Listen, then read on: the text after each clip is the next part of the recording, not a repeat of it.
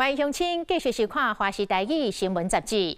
南投县的仁爱乡森林资源丰富，也毋过因为种高山蔬菜等等的经济作物，这个拿地是一点一滴的消失。2015年，南投林管处来一个家暴的公务员，叫做林国忠。伊看到无偌远迄个清境农场的迄棵梨啊，山头红拔掉来起民宿。为着要阻止这种过度的开发，伊串联中兴大学的专家，以及澳万台附近部落的农民，联手来推动树林经济，也就是伫咧无破坏山林的前提之下，号召农民来饲土鸡啊，嘛来培育着甲这个土鸡啊真树皮的椴木香菇，都是用柴苦类种的香菇。结果，这个饲伫树林的土鸡啊，真有肉，真有弹性，真好食，大受游客欢迎。活化山林，打造多元的产业，嘛互部落有钱通赚。这就是最近这几冬来，大家相补相乐的澳万台山中传奇的故事。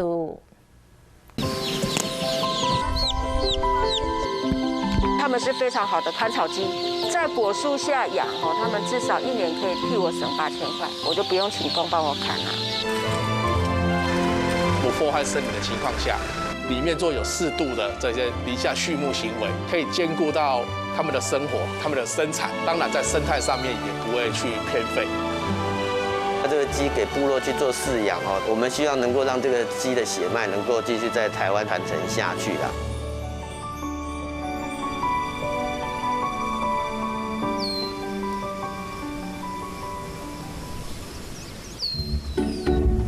落水溪水源头流动的活水，反照乌金色的色水。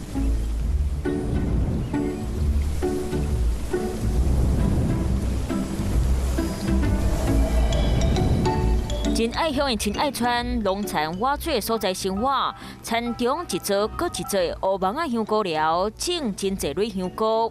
最近因为雨季，香菇就长得特别快，还来不及收。有杂菌，它才会变这样。正常的木头应该就是像这样，不是这样。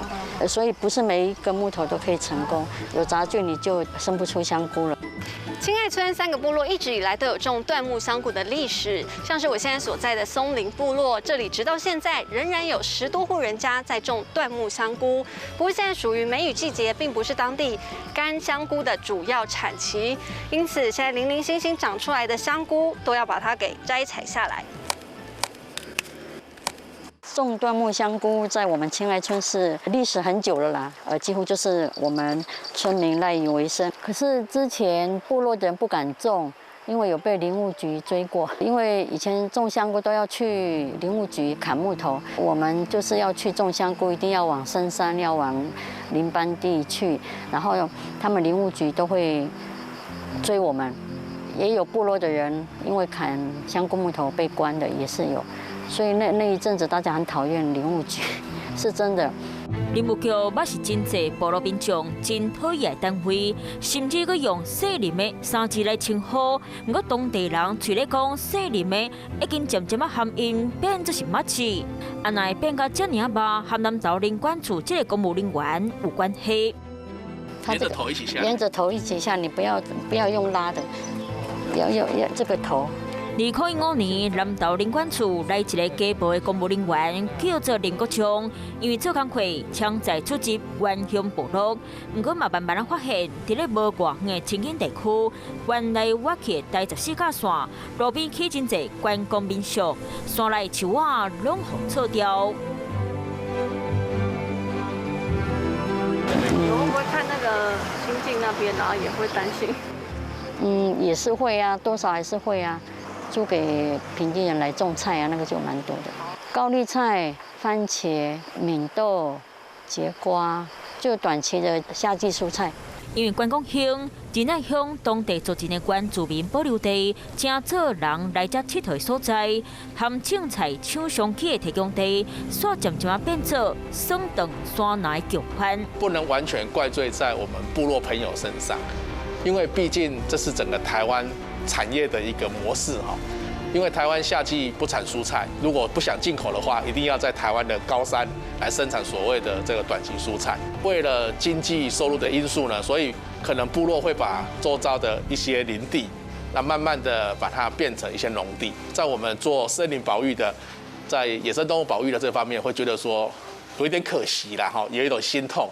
为了阻挡山坡地南山开垦，拖到另外一个山头，林国忠就开始思考，敢有法度让两边拢过好势。就伫咧这个时阵，伊观察到当地家家户户过去捌拢伫咧后庭饲鸡啊。部落的人或多或少都养了一些所谓的后院鸡，如果可以在林下低密度的一个养鸡畜牧行为的话，那上面的果树可以生产，底下的那个养鸡短期内可能4、5个月可以生产一次，那两个搭配起来呢，就可以增加部落的多元的一个产业结构。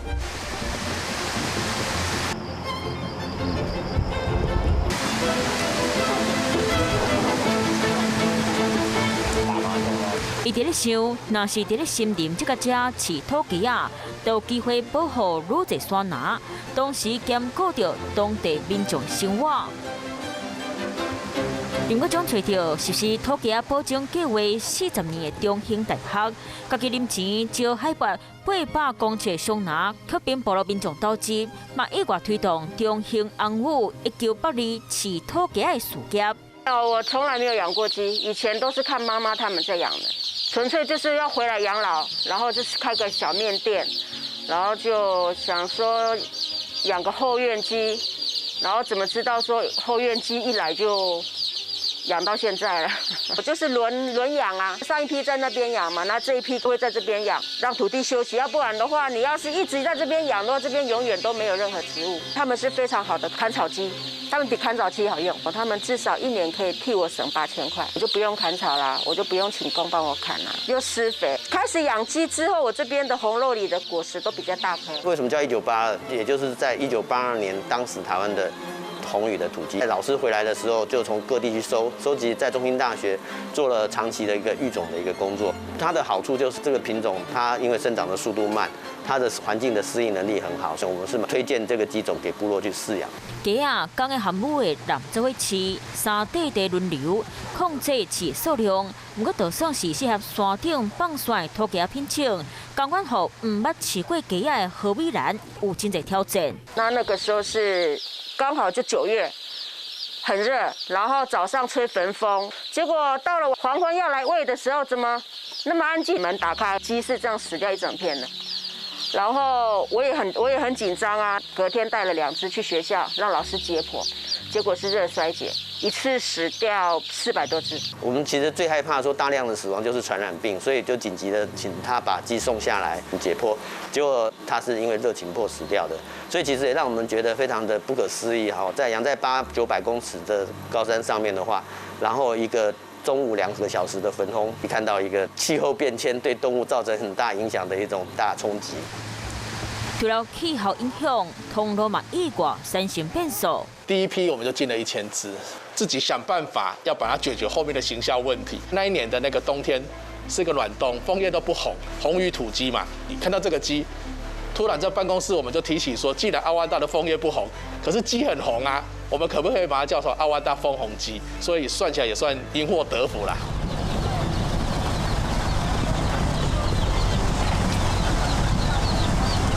采访这天，何美兰迎接今年第2批鸡仔囝，煞拄到梅雨季节，雨响真大，大家伫咧鸡条内底无应该变过。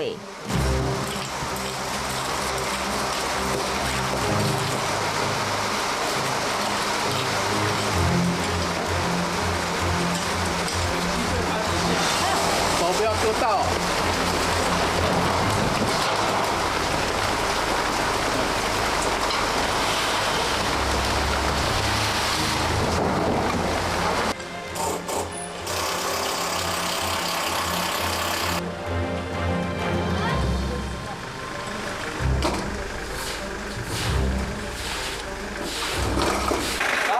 水折吧，你这一批一定会2、3粒95%。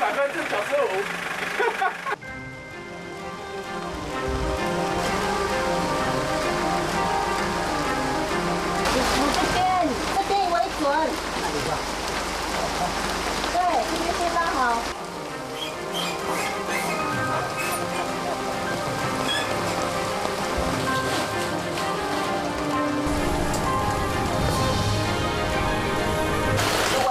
不行的话，没有，要找小鸡今天一定要给我送。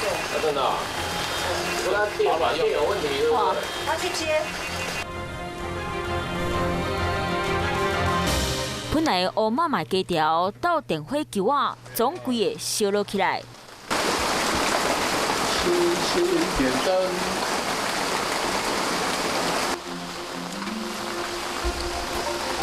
个铺高高的米糠，或者打出时也未大汉的家囝食。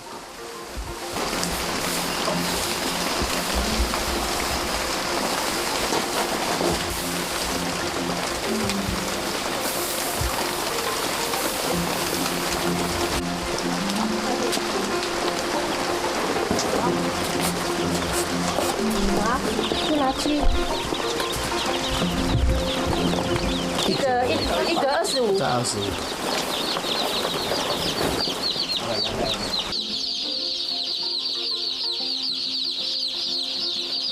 所以这上面还要再盖一层。哦。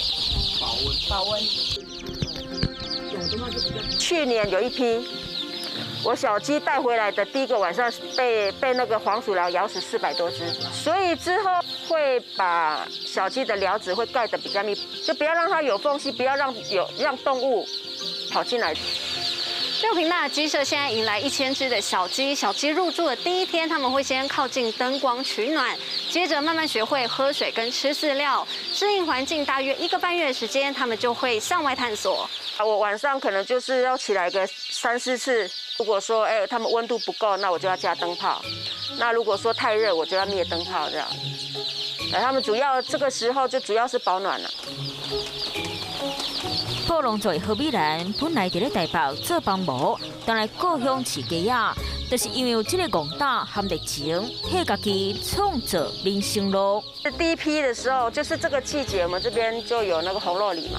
我第一次发现鸡下红大便，然后非常非常紧张，赶快打电话给老师。因为有跟他讲说小心叫红色大便很有可能是球虫，所以当他看到红色大便的时候，他就很紧张的把照片传来给我们看。但是我看到那个红色的颜色其实跟血液里不太一样了，所以我就当下会想到说，你的鸡是不是夜晚有逃逸出去吃了外面的红肉梨，然后大便？那后来他才恍然大悟。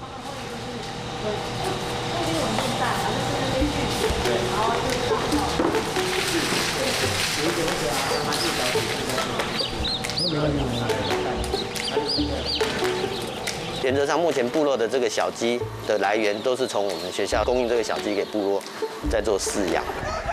即马饲鸡仔的产业要求生产的速度要紧，肉鸡位出世到台市讲35天，含新中期等要4个月，台湾土鸡仔慢慢退出舞台，要让本地多元的品种面对竞争。中兴大学土鸡仔保种的工程伫咧实验室正式推动。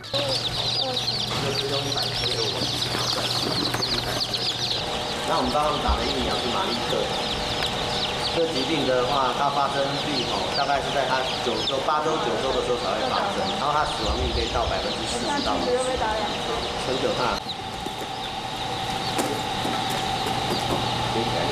好，好的，这个要搬回去了。你一个人搬2箱啊？很轻啊。哦，可以搬5箱。好。主要就是我养殖的枫红鸡，2万大枫红鸡。走跳山拿活动力强，饲满18礼拜，帮啊后鸡，为产地到餐桌，经过用心料理，正做好食的餐点。肉质 QQQ， 鸡皮可真侪价值。因为我们的鸡实在是太凶了，据那个电材厂的老板跟我们讲一般的商用鸡抓随便就可以挂上去做屠宰。可是我们的鸡因为从小在山林里面长大，根本就是小恐龙一只啊，每一只都会挣扎，然后常常弄得大家的手都会受伤。那甚至有一只鸡逃脱了，竟然在电宰场自己活了1个礼拜都抓不到。鲜味跟嫩味都保存在这个肉的味道上面所以吃起来非常的非常的舒爽。阿万大每年有至少24万到30万的一个游客。如果说游客呢到阿万大来玩的情况下，也可以到部落去看一下友善生产的一个环境，也在地可以去消费，那也可以减少很多的所谓的食物的一个旅程。名声真好的中兴红武1982的土鸡啊，虽然较细只，不过伊的肉是真好吃，就算无法度符合一般通路的需求，所适合有的人客少量来买。1982这个品种，基本上应该是目前台湾的所有的养鸡里面是算最古老的一个鸡种了。像现在常见的这种黑羽或红羽，都是经过品种改良，这都是近代20-30年去改良它的。82这个鸡给部落去做饲养，我们希望台湾40年前的鸡种继续再保存下去，也是有一种希望我们这个40年能够再往下再走40年。二万大的部落有一群人勇敢站出来保护森林，用引属的手法维持产业发展，要让保种的工课做无采工，有望新人解决经济难题，展现树拿相机，让生命力继续生传落去。